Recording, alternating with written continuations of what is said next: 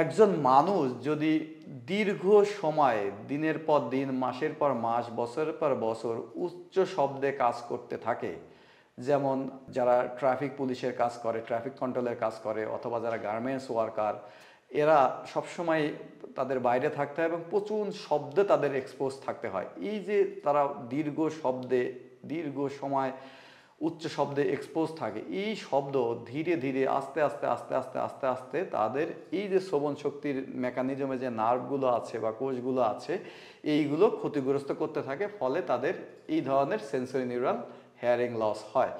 এবং কিছু কিছু মেডিসিন আছে দীর্ঘদিন খেলে আপনার কানের শ্রবণ শক্তি এ ধরনের লস হয়। এর বাইরেও কেউ যদি মাথায় হঠাৎ করে প্রচণ্ড রকম আঘাত পেল, সেক্ষেত্রেও, অথবা স্ট্রোক করলো, এই কারণগুলোতে এই নার্ভগুলো ক্ষতিগ্রস্ত হয়ে হেয়ারিং লস হতে পারে।